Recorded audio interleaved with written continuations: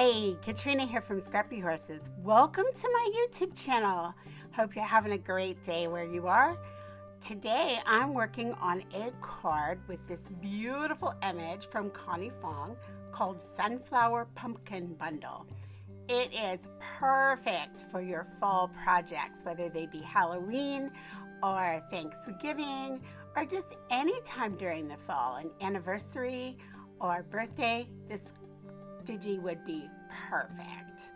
All right, I have backed this with paper from Victoria Designs, and I have this all listed below, and you can find them there.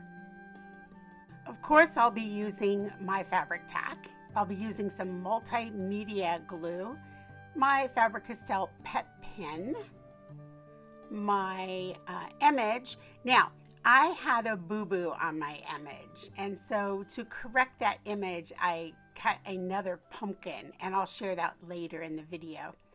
This paper is from Close to My Heart that I did the card back. Now, this blue paper was just from my stash as well as the brown. Now, here's the pumpkin issue. See, I have that little splotch right there when I was coloring.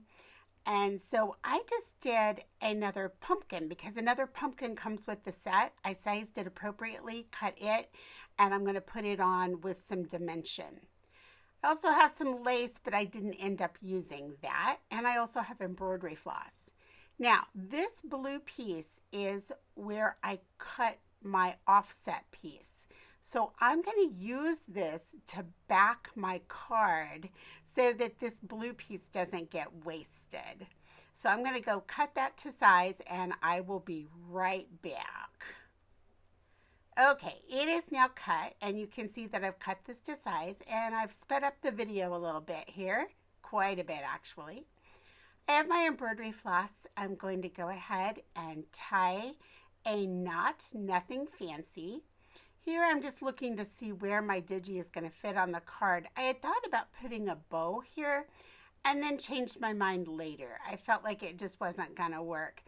If I had had a ribbon the same color as my embroidery floss, I think I would have liked it, the bow. However, the bow with embroidery floss just wasn't enough for me there. It just looked a little funny to me. So I decided to skip that. So I'm going to go ahead, cover this with my ATG. I'm going over the embroidery floss in the back to make sure that that stays exactly where I have it. And I'm going to put a little bit of Fabri-Tac over that. In case you've never seen one of my videos before, I do this to give me wiggle room so that when I place it on the card, if I don't get it exactly right, I have room. And you'll see me do that again now on the backing. This background paper I'm using, or the card base paper, is from Close to My Heart. It's probably retired. I've had it quite a while. It's got a texture to it, kind of a shiny texture, so it's really fun for that. And on the inside it has a printed texture, and you'll see that later on. So I've decided at this point, I still haven't decided I'm not going to use the bow, so that's why I'm leaving that string hanging there. Coming in with my Pitt Pen, and I'm coloring around the edges just to darken those out and get rid of my white border, and I'm going to do the same thing on my digi. All right, so here we are.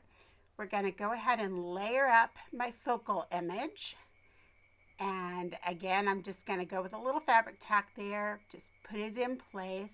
I like Fabri-Tac here again because I have the ability to move it around a little bit, whereas if I use tape, it just grabs and I'm stuck where I lay it.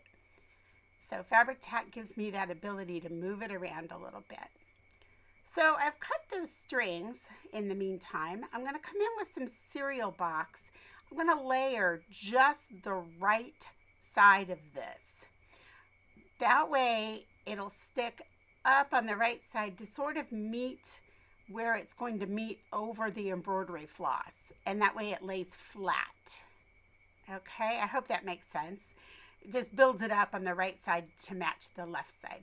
So here I am with that bow, and yeah, I just don't like it. It's just not enough. It looks like there's just something there that shouldn't be there. So I decided just to skip it. Okay, so I'm coming in with that little pumpkin. I'm going to layer it up. I'm going to color around it, darken up those edges with the Pitt Pen.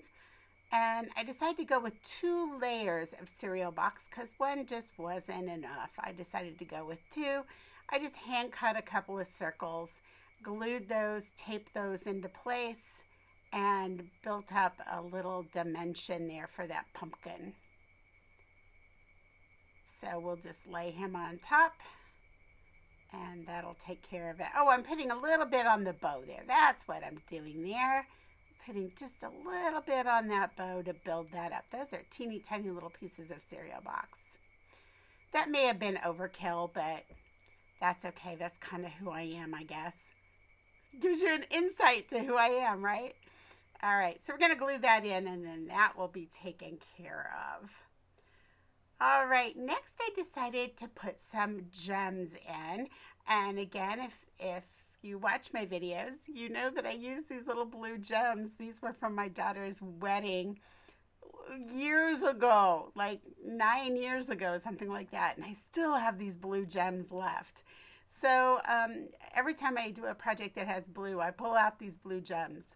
And I'm just sort of strategically placing a few around just to give the card a little bit of shimmer and shine and glitz. Now, I'll be honest with you, I always struggle with where to put these gems. I could sit and think about it for hours.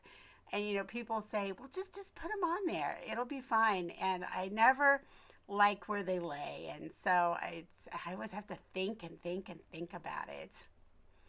All right, so today I'm going to show you the inside of my card because I wanted to show you the inside of that cardstock. I've taken a piece of coordinating paper to tape at the top, and then I'll just stick this inside with a little bit of tape runner. And that brings us to a close. As always, I've left all the information about this card in the box below. And if you have any questions or comments, please leave them for me. I am more than happy to address those. Hey, have a wonderful week, and I will catch up with you in the next video. Bye.